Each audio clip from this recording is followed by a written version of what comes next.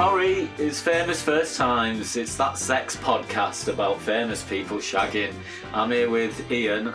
Alright. And I'm Dom, and what are we doing here? I can't remember what we're doing.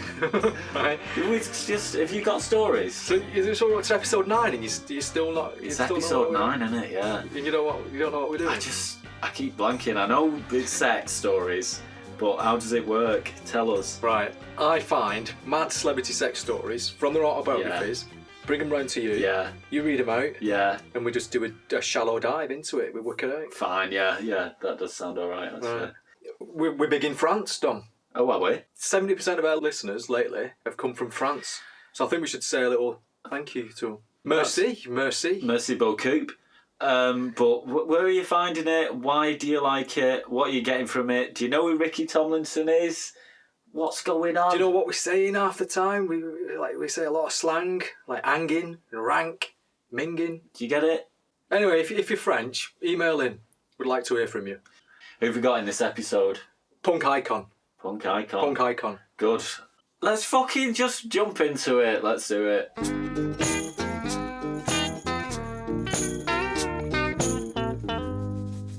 So, what punk icon have you got for me, Ian? Take a guess. Who do you think is the most punk there is? Dexter Holland. Who's that? From the punk band, The Offspring. Fucking Offspring. No, it's absolutely not. They're not punk. They're pop punk. Oh, right. 90s pop punk. This is punk. This is proper punk. 70s punk. Right, okay. Gigi Allen. How did he lose it? Fuck knows, man. No, it's not Dexter Holland from The Offspring, and it's not Gigi Allen. It's Johnny Rotten. John Lydon. That's what he calls himself now, isn't it? He calls himself John Lydon. But I'm not having that. It's Johnny Rotten. It's like Sting again, making up his own name, even though it's his original name. No, it's Johnny Rotten. We'll call him Johnny Rotten. I mean, it's a fucking daft name, isn't it? Yeah. Johnny Rotten. It sounds like a Beano character. Yeah. If the Beano invented punk, the Sex Pistols would be... Yeah, Dennis the Menace and the Snot Rags. And that's what the Sex Pistols sound like to me. Oh, really? Just a fucking daft band, aren't they? They're just a bit basic. But Johnny Rotten is the most famous of the punks. So he is right? really famous. That's true.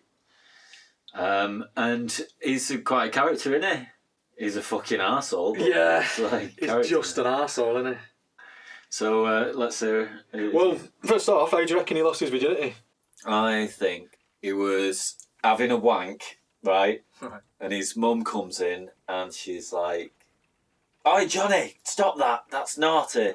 And he's like, No, I'm not going to stop it. And you better get over here and join in and wank me off. She's like, "No, Johnny, I'm not doing that." And he was like, Yes, you are. Yes, you are. I'll tell Dad that you're doing it with the milkman." And then she ended up doing it. Well, that's not true. That's not what happened. I'll give you a clue. Give you a clue. He once described sex as 2 minutes of squelching noises. I've not heard that quote. It sounds like the music of the Sex Pistols. Okay, so these stories are a mixture of 2 books, because Johnny Rotten's written 2 books. The first one is No Irish, No Blacks, No Dogs, and that was published in 1994. What? Why are you laughing? Just ironic with his stance on immigrants now. Oh, yeah. And the second book is Anger is an Energy, My Life Uncensored, from 2014. All right, this is when he first started college and he first started to notice girls. Hackney and Stoke Newington College was full of girls. Problem girls. Yummy. I was an arsehole and I'd fall in love with anything that walked past me. Very romantic. An absolute penchant for romance, imagining all kinds of situations, and of course all ruined the second I opened my mouth. After meningitis, here came another nightmare and a half around the corner. Adolescence. A lot of kids go into that with some form of artillery. All my defences were down and beaten to a pulp.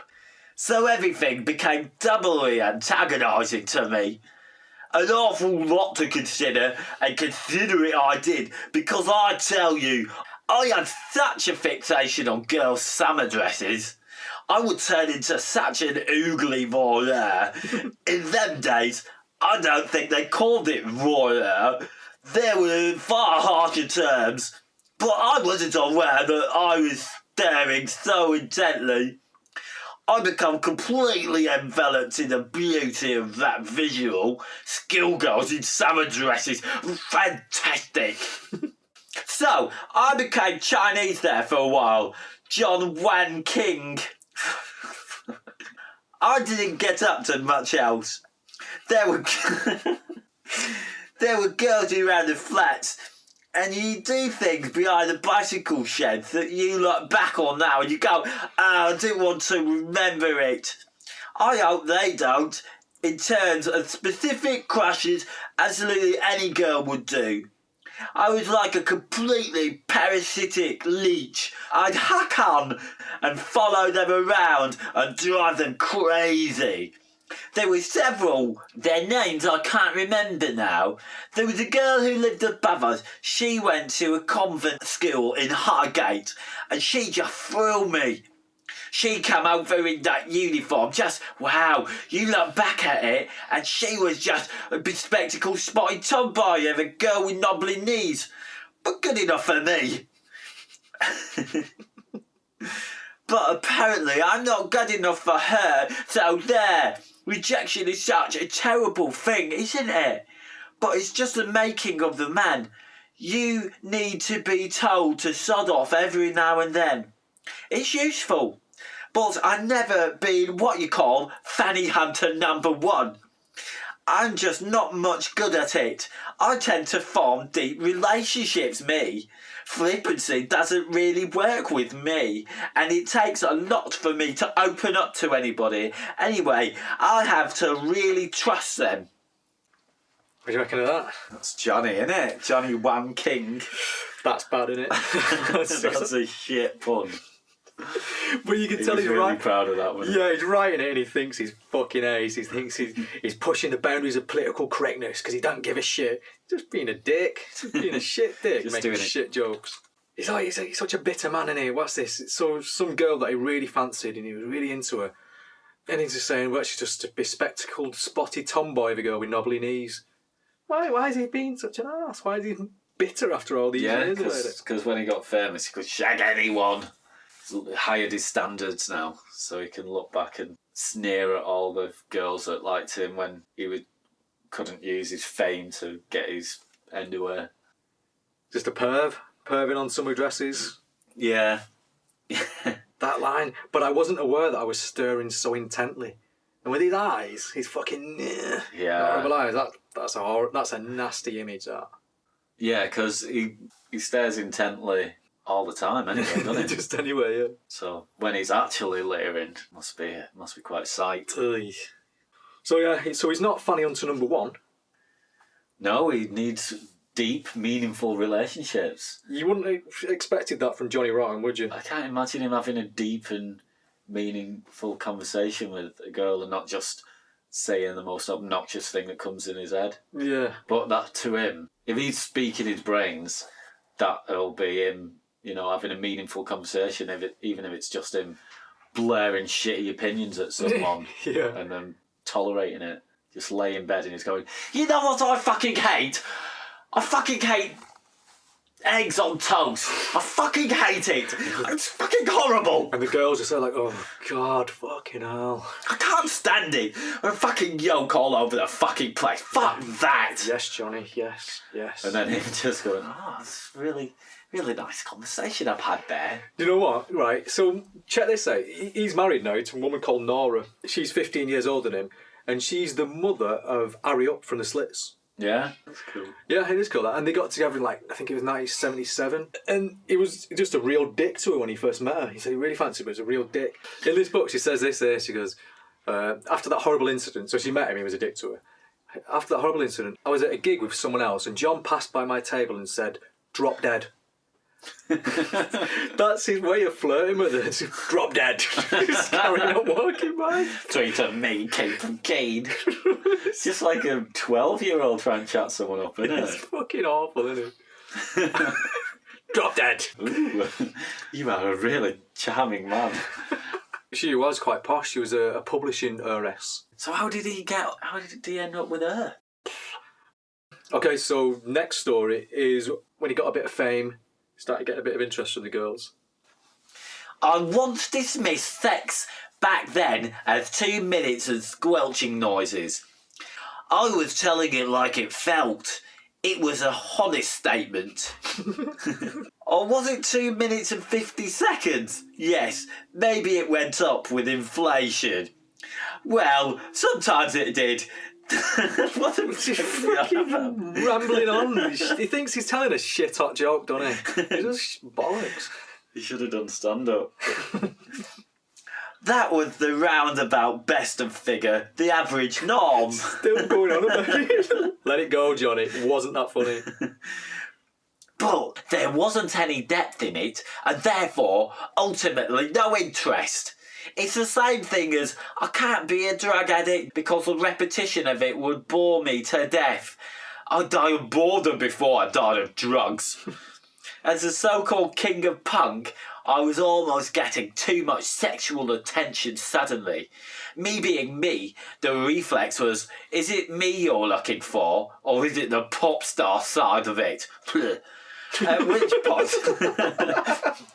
Just got that in. At which point I withdrew because I don't like the feeling that I've been treated as a commodity. I saw the change as a pistol started to happen from, who's that ugly thing in the corner, to, oh, hello, gorgeous. In basically a heartbeat. But listen, the humour of it wasn't lost on me. Oh, he's a pain in the arse, isn't he? He's a fucking yeah. And I read 2 of these fucking books to get No. this. And he's like it all the way through. Jeez. At least he wasn't quite as a right-wing reactionary in 1994. No, just annoying. Yeah, just an irritating bastard. So, yeah, it does seem that he doesn't like being held up as a sex symbol. He wants to be desired for his fucking grotty, horrible person that he is. Yeah. And not for all his money and his fame. But I bet he still took advantage of it, didn't he? Mm. Brings me 100%. to a quite a good little story. Another member of the Slits, Viv Albertine. Oh, yeah. Yes, so she wrote a book a couple of years ago. She's great. Talks about giving Johnny Rotten a blowjob at one point. This is what she said. He gets his willy out. He smells of stale piss. So do I. We all do. I like it. It's familiar. How minging's that, man? I'm so fucking glad I wasn't around in the 70s because I would have got into that punk scene. Just imagine being able to watch like all those original bands in the prime. I would have definitely got into it. It was like that or like disco. I think I'd have been into disco. Yeah, you would have had it a lot better because I would have just accepting that everyone has to stink of fucking smeg all the time. She talks about smegma in that book as well.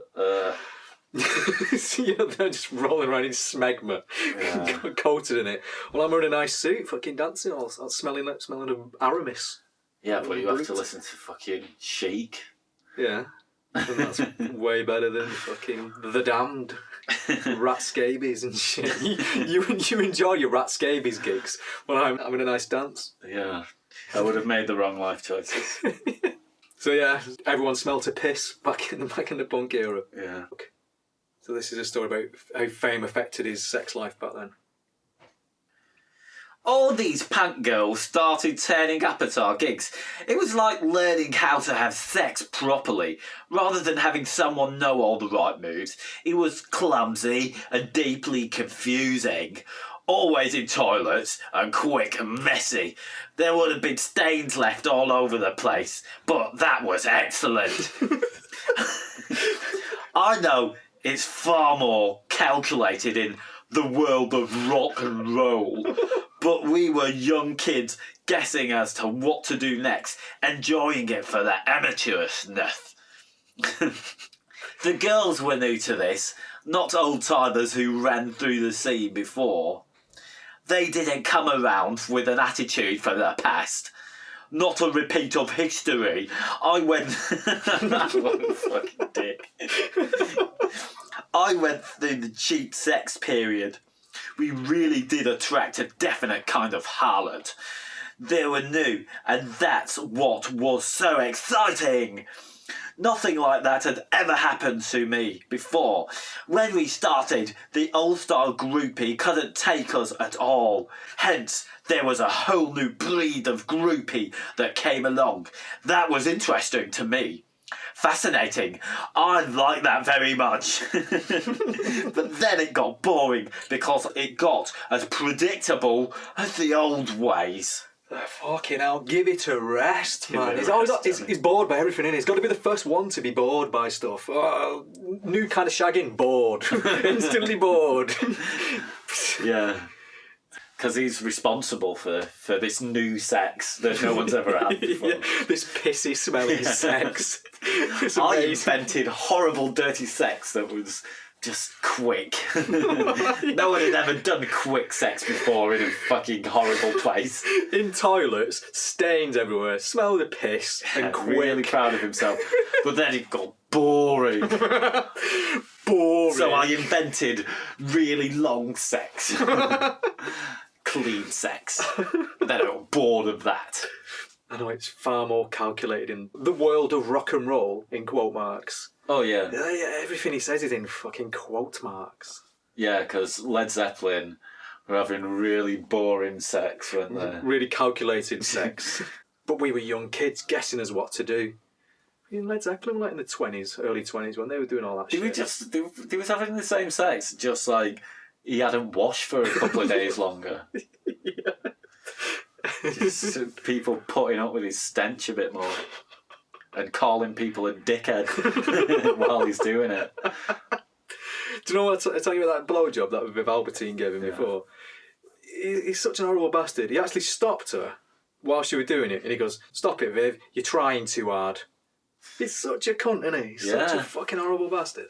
Yeah, anyway, enough of all this one-night stands and stuff. Here he talks about being sick of one-night stands and meeting his wife. It's quite revealing, this one. It's not really discussed or anything, it's just revealing about This him. is his epiphany where he gets woke. Yeah, possibly. I've got to be honest, before we met, both of us played the field, but we found the field to be full of moos. And those moos turned out to be nothing more than muses. And Oh, fuck me. Someone put him down.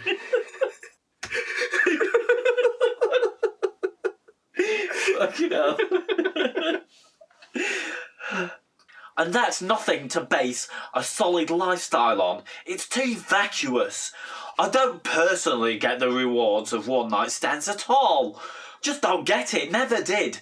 I always left those situations feeling empty inside and rolling over and going, oh my God, do you really look like that? And knowing that's exactly what they felt too. I'd gone through the one-nighters period, but there was a point where it became a futile, boring, repetitive procedure. I didn't know it at the time, but what I was really looking for was a proper relationship, and that was slowly forming with Nora. There were girls leading up to that, longer than a week, shall we say, but something really good happened and clicked with Nora. Very seriously. We learn to really know each other, and that's the best that any human being can ever look for. And I think the right person who truly accepts you for what you are, warts and all, and doesn't make you feel ashamed of yourself for any reason at all. So self-doubt is gone, and that's what the right partner teaches you. It humanises him a bit. I mean, I prefer him like this.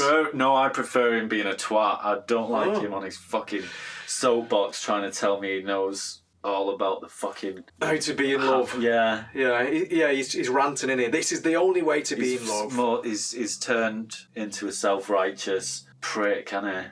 But I mean, it's kind of nice that he's with someone who...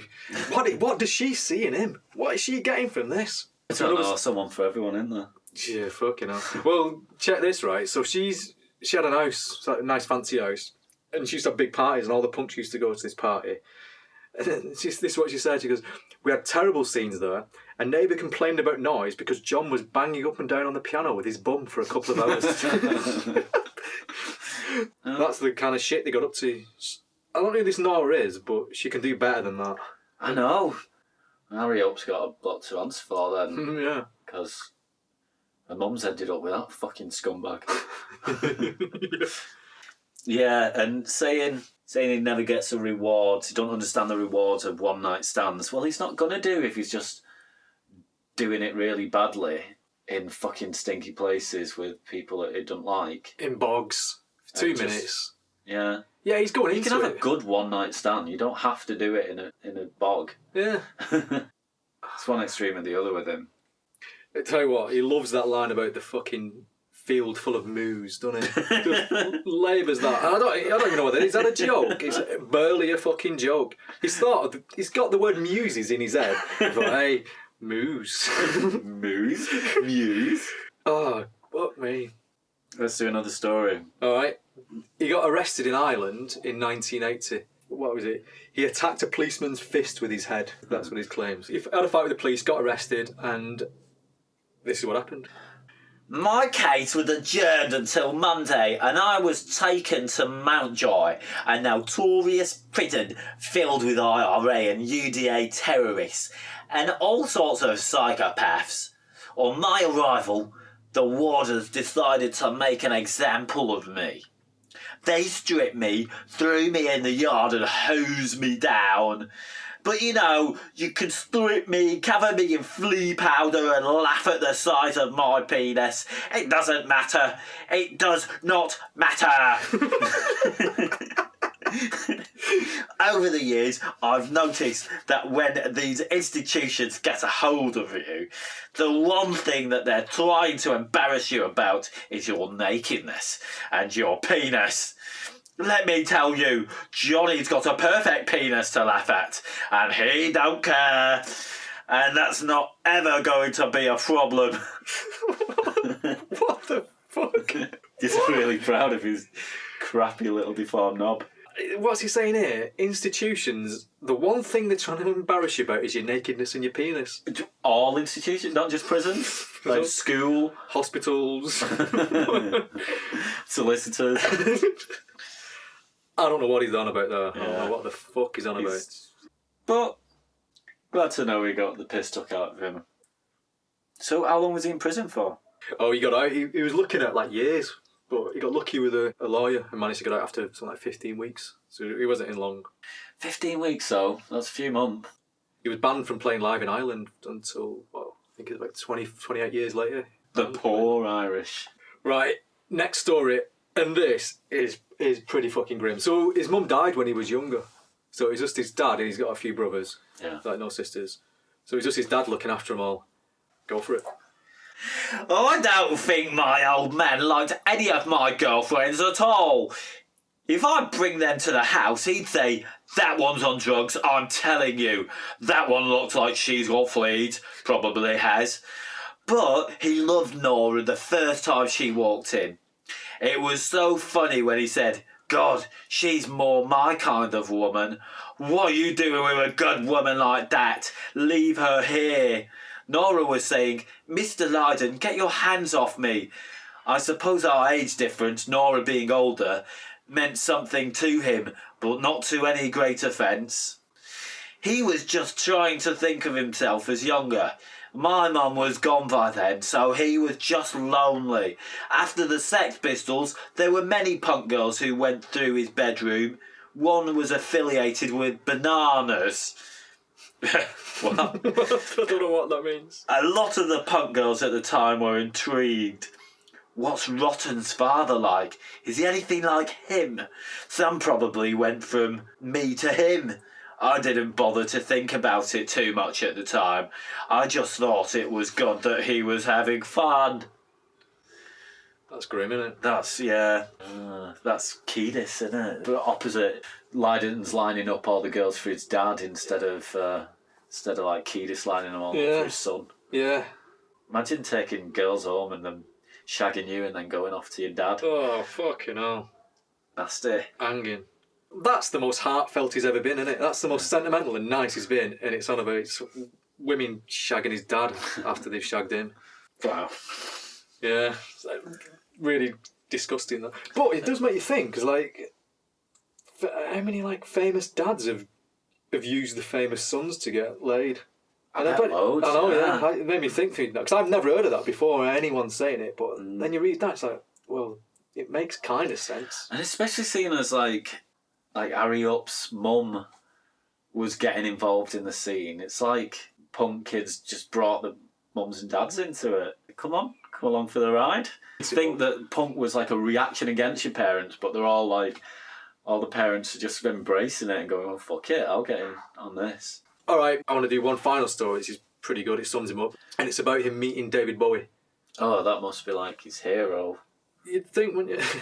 Yeah, he's like invented the like dressing up in rock and roll and all the stuff that punk was really based on. Most punk icons was obsessed with Bowie. Hated him. Oh. Fucking hated him. Because it's Johnny Rotten, he hates everyone.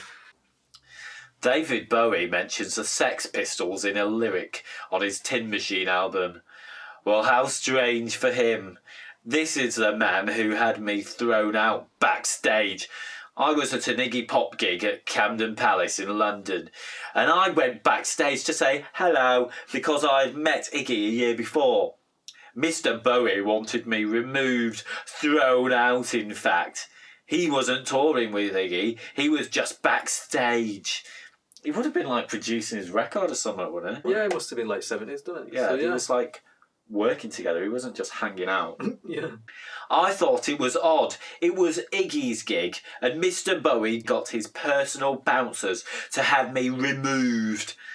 I've had an utter loathing for Bowie since then. What a pompous prat. A couple of years later, Pill were playing a nice nightclub in Switzerland. In trots Mr. Bowie. He made his way backstage. It's 2 minutes before we go on. Hi, I'm David Bowie, and this is my son. He'd like to meet you. I don't know anyone who could deal with that shit. 2 minutes before going on. We were just going up the stairs, and I had to cope with this. I wasn't rude to his son. His son had never done me any harm. But to him, blank. Now, if this was your gig and I came back, would you have me thrown out? I walked away and left it at that, and I'll bet he would have, again and again. Just What a prick, just say hello and fuck off. yeah. And he's called, you notice he was calling him Mr. Bowie. Mr. Bowie, all through it. Not calling him like David Bowie, he's calling him Mr. Bowie, just some weird like, Making power him, play. yeah. Snidey power play. Making him the old guard, like the two stuck up because they're not spitting in each other's faces. Yeah. And he's with his son as well, and his son wouldn't have been that old then. Yeah. He said he wasn't rude to his son, but he still like told off his dad in front of him, trying to show up David Bowie. Apparently Sid Vicious was a big fan of Bowie, but Johnny wasn't. I bet he was. Yeah, I bet he was into David Bowie. What was he listening to when he was growing up? He had long hair and he would have been obsessed with David Bowie. He's just pretending that he hates him now because being hateful is his MO. Yeah. Right, bullshit. How much bullshit do you think Johnny Rotten is talking? I don't think he's lying about any of this. Hmm. I think he lived exactly how he wanted to, and he was as filthy and as horrible as he could possibly be. So we'd have these stories. Yeah, because he wants to be seen as the opposite of everything. Everyone else we've looked at are bragging, like showing off, and he's gone the other way. He just wants to be seen as anti-sex. You don't have to try that hard to be like that. I think it's true. Yeah. I think it's all true. Woke or cancelled. Woke or cancelled. Right. Should I put the song on again? No, we had complaints about it. We're not doing it anymore. Okay. Let's fucking cancel him. Yeah, not because he's out of order or... Well, he is a fucking racist and a sexist, but even if he wasn't, he's someone who deserves to be wiped off the face of the planet. Or at least off the face of the media. So yeah, let's just cancel him. Just let's get rid of him. Yeah. Telling people to drop dead just for fun of it, it's just like... grow up. So, Johnny Rotten, drop dead.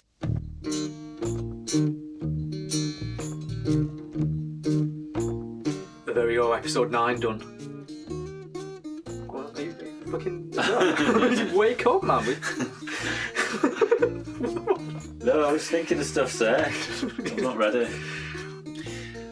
And also, if you've got any stories about celebrities having sex, if you know any or you've heard any or anything, just let us know. Or if you're a celebrity and you want to tell us yours. There's never going to be a celebrity who wants to get on. I reckon there will, man. I reckon there will.